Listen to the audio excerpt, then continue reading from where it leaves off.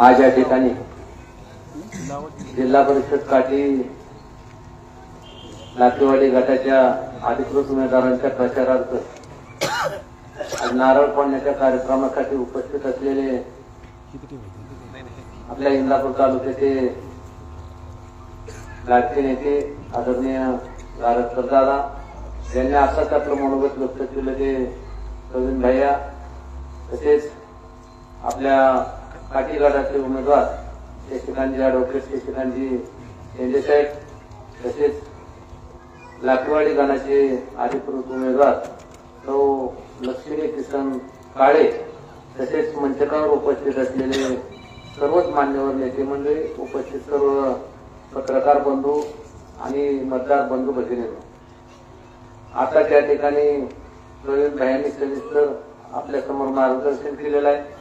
त्याच पद्धतीनं आमचे खाडेसाहेब जोरात पेटलेले आहेत.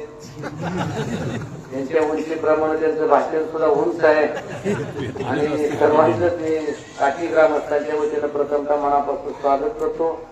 आपल्या सर्वांनाच माहिती केली, अनेक वर्ष या राजकारणामध्ये प्रवेश केल्याच्या नंतर राजकारण हे कसं असतं, कशा पद्धतीने वाढवायचं असतं, त्याला कशा पद्धतीने जोपासना करायची असते, हे कसं पाहिलं तर या काठी गावच्या पुण्यही नगरीमध्ये माझ्यासारख्या एका छोट्या कार्यकर्त्याला तसं पाहिलं तर पाहायला मिळालं. राजकारणामध्ये चढ उतार होत असतात. ज्यांनी माझ्यावर प्रेम केलं त्यांचं सुद्धा मी मनापासून स्वागत करणार आहे. कारण राजकारण हे मला कैलासवासी भाऊंच्या आशीर्वादानं राजकारणामध्ये पहिलं पाऊल पडलं. त्यावेळेला मानेदादांनीच मला तिकडे नेलं आणि मानेदादा मी तिकडे गेलो, मानेदादाने तिथनं पलायन केलं. माझी कशी अवस्था झाली होती की मला चल बाबा म्हणायचे, परंतु मी आपले एकदा खोटी ठोकल्या म्हणलं दावं नको सुटून जायला. यांची खोटी त्यामुळे पण माझी खोटी लवचिक होती, त्यामुळे ह्यांच्या नाही माझी खोटी कशी जवळपास 95-96 सालापासून ते आतापर्यंत जवळजवळ 30-32 वर्ष झाली असतील मला वाटतं. इथपर्यंत सेवा करण्याची संधी त्यांच्या माध्यमातून सुद्धा मला मिळाली आणि तसं पाहिलं तर त्यांनी माझ्यासाठी या गटासाठी प्रयत्न सुद्धा केले. दादा ज्यांनी केलं त्याचं कौतुक मी केलं पाहिजे, पण ते करण्यात काही मजा नाही. कारण केलं परंतु प्रयत्नाला त्यांच्या काही यश आलं नाही. परंतु या काठी गावातल्या जनतेचा आशीर्वाद घेऊन सर्व जनतेनं मला त्या 8 दिवस इतकं घायला आणलं ते मला दवाखान्यातच ऍडमिट व्हावं लागलं. काय करावं हे कळत नव्हतं. डोकं विचलित झालं होतं. इकडं गारटकर दादा मानेदादा आले, प्रवीण भाई तिकडून सारखं घुसघुस चालू होते.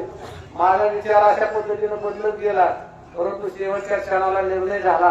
काही लोक गावातली फार प्रेमानं माझ्यासाठी एवढं प्रेम दाखवत होती, त्याची खरंच मला जाणीव झाली आणि माझ्या भावना सुद्धा त्यावेळेला भरून आल्या.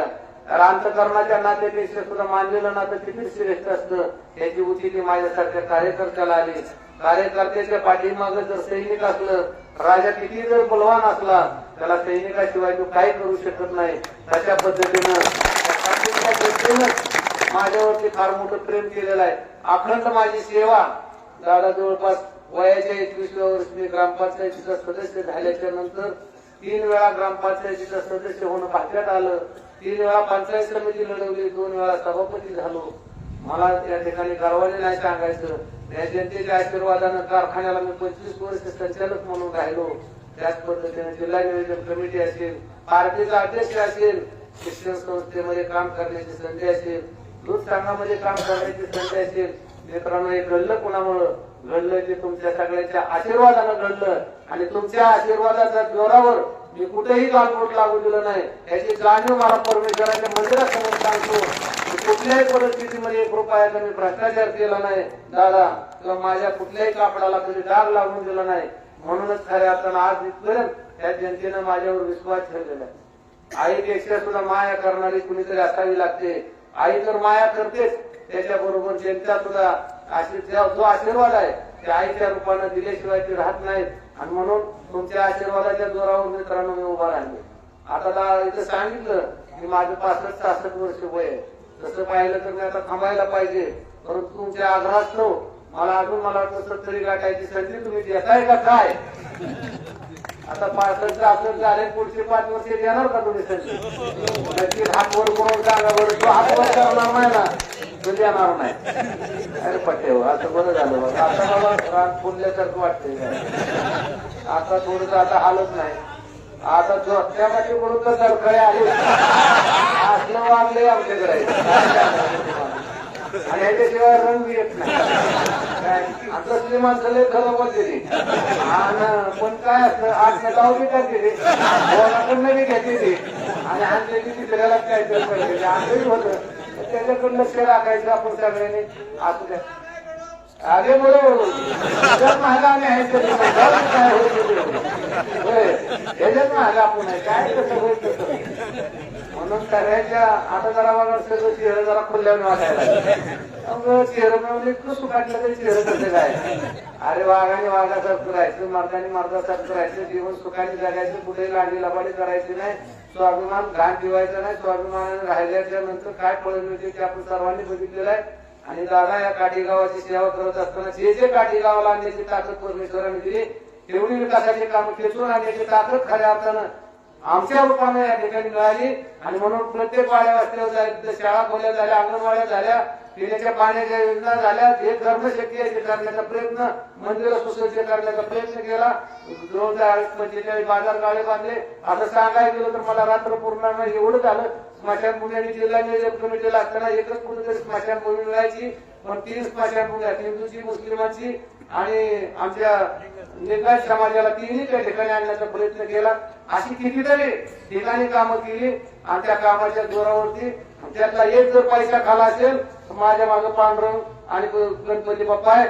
मी 1 रुपयाचा भ्रष्टाचार केला नाही, सत्यपणाने सांगतो. आणि म्हणूनच जबाबदारी आणि मित्रांनी माझ्यावर प्रेम केलेलं आहे. मला सांगायला काय हरकत नाही. जेवढे जेवढे मला माझ्या समोर म्हणून काही लोकांनी मला उमेदवारी द्यायला लावली, मी सगळ्यांनी दिली.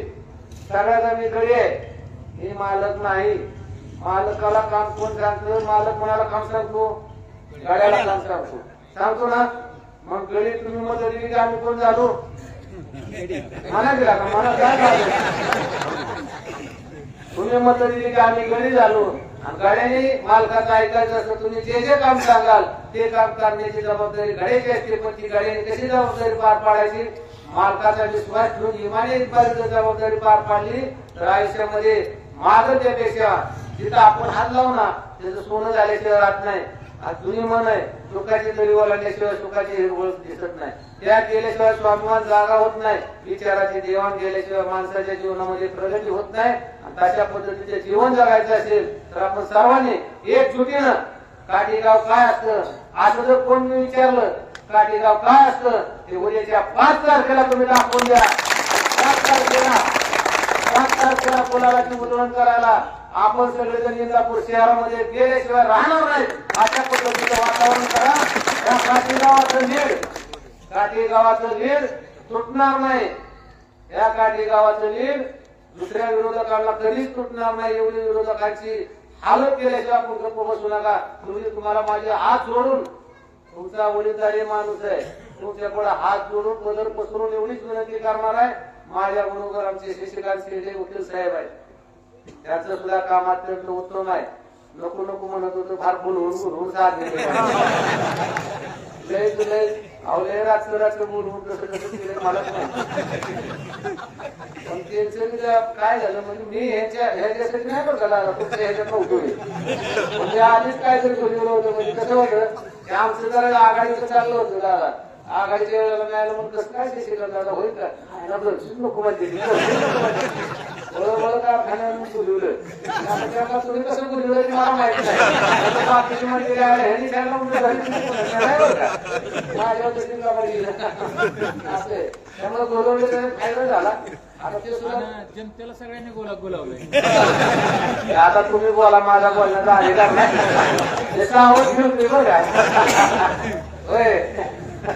हा आपलं बोलल्या मी टीका टिप्पणी करणार नाही. मी सगळ्याला सांगितलं हात जोडून मिळते टीका टिप्पणी करण्यापेक्षा विकासावर बोला. तुमच्या विकासाची गंगा या काठी गावालाच नाही पण आमच्या जिल्हा परिषदेच्या 16 गावामध्ये मला जर जिल्हा परिषदेमध्ये पाठवलं तर नक्कीच या 16 गावात जे जे मिळेल तिथं जो निधी तो समान निधी सगळ्या गटातल्या गावांना दिला जाईल. कारण आता तुम्ही जिल्हा परिषदेमध्ये काम केलेलं आहे, प्रवीण भाईंनी जिल्हा परिषदेमध्ये बांधकाम विभागाचं सभापती म्हणून काम केलेलं आहे. त्या दवाखान्यातून त्यावेळेला सर्व प्रस्ताव टाकला, दवाखाना मंजूर करून आणला. आपला आरोग्य प्राथमिक आरोग्य केंद्राचा प्रशासकीय मान्यता घेऊन ठेवली ती प्रवीण भाईंनी. परत त्याच प्रशासकीय मान्यतेवर त्यांना निधी उपलब्ध करून दिला आणि त्या ठिकाणचा दवाखाना उभा राहिला. आणि मला जागा द्यायची त्यावेळेला जागा दाखवायला गेल्यानंतर त्यांचे लेकरे साहेब होते, मला म्हणले बापू तिथं नारळ फोडा. नगर बाबा म्हणलं मला नारळ फोडायचं नाही, माझ्या माता माऊलीची एक जर डिलिव्हरी त्या दवाखान्यात झाली तर मी भाग्यवान ठरेल. अशा पद्धतीचं काम त्या ठिकाणी करण्याचा प्रयत्न केलेला आहे. अशी सगळी कामं ते करण्याचा प्रयत्न केला. आमच्या बरोबर मी एकट्याने नाही केलं, त्या सहकार्याने सगळ्याच व्यासपीठावर असणाऱ्या सहकार्याने या गावातल्या ग्रामस्थांनी ज्याच्या मतदारसंघामध्ये मी उभा राहिलो त्या सगळ्या मतदारांनी आजपर्यंत मला ताकद दिले. असंच प्रेमाने अशीच निष्ठा आपली कायम राहील आणि तुम्हाला पुन्हा कळकळीची विनंती करणार आहे. आपण सगळे जर खरंच सांगा, हे पांडुरंगाच्या समोर उभा आहे, मी उभा राहत नव्हतो पण तुम्ही उभा केले. माझ्या आपण काय म्हातारपणी घालू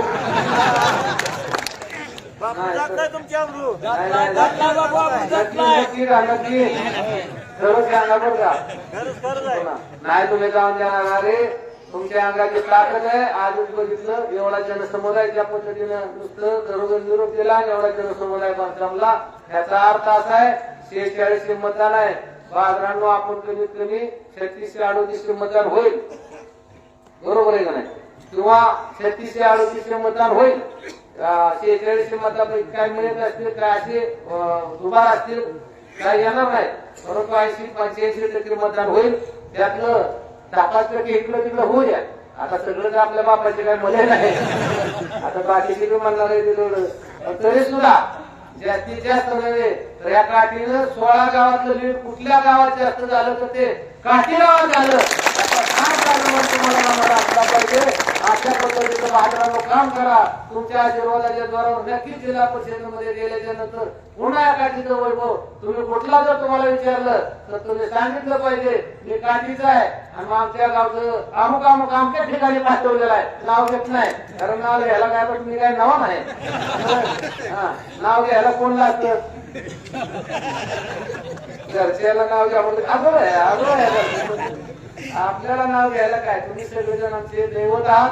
या दैवताने आजपर्यंत माझ्यासारख्या कार्यकर्त्याच्या पाठीवरच्या पाठीची थाप दिलेली आहे. यापुढे द्याल अशा पद्धतीची भावना व्यक्त करतो. पुन्हा एकदा आलेल्या सर्वांचं मनापासून स्वागत करतो आणि आपण सर्वजण मतदाना दिवशी न चुकता, अहो ह्यांनी सांगितलं आता एक अंक त्यांचा पुरा झालेला आहे विरोधकांचा, साड्याचा अंक पूर्ण झालाय ना. गेल्या साड्या विसरून परवा 21 तारखेला फॉर्म भरल्यापासून साड्या गेल्या विसरून. आता दुसरा लाट येणार आहे. काय तर मग कोणतं भरडायचं आणले काय त्याला म्हणायचं काय मला माहिती झालं. सरण कुकर काहीतरी आणले म्हणले, अजून काय बाहेर आलेलं दिसत नाही. अजून आलं नाही. ही उद्या ही घ्या, भरडा कसा भरडायचा आपल्या घरच्याला हेच समजून सांगा. तिसरा लॉट येतील बघा. तिसरा 27 तारखेच्या पुढे तिसरा लॉट येईल. तिसरा लॉट येईल की आयला एक महात्मा गांधी आपल्याला 2 महात्मा गांधी द्यायचं. 2 महात्मा गांधी दिलं तर बहादर करायला मलाच सांगता येत नाही. आपण महात्मा गांधी वाढला जायचं नाही, जायचंय आपण काय बाबा 2 नंबर केलं नाही म्हणून शिकत व्हायची. त्यांनी काय केलं असं त्याच्याकडनं तुम्ही खुशाल एक घ्या 2 घ्या 3 घ्या 8 गेल्यावर बरोबर कमळाचं चिन्ह बघा ठोकाला कळत नाही पाहिजे. अशा पद्धतीचा धक्का द्या आणि पुन्हा एकदा आपली जी शान आहे, आपल्या गावाची ताट मान आहे, स्वाभिमानानं या जिल्हा परिषदेमध्ये पाठवा, पंचायत समितीमध्ये पाठवा. अशा पद्धतीची कळकळीची विनंती करतो. आमच्या समोर काळे साहेब त्याच्या चेहरा जरा पडलेला दिसतो. कशाला खाल्लं तर हात राहिली द्यावं त्याला जोड आगळ त्याला देऊ लागतो. आमच्या गावाला जागायचं सुटी देत नाही काय झाल्यावर. त्यामुळे आपण सर्वजण आलात असंच प्रेम अशीच निष्ठा आमच्यावरती कायम स्वरूपी ठेवाल अशा पद्धतीची भावना व्यक्त करतो. पुन्हा एकदा उपस्थित आला असतील किंवा प्रवीण भाई असेल सर्व मंचावर आलेल्या सर्वांचं मी स्वागत करतो. पुन्हा एकदा तुम्हाला मनापासून हार्दिक शुभेच्छा देतो. या ठिकाणी थांबतो. जय हिंद, जय महाराष्ट्र.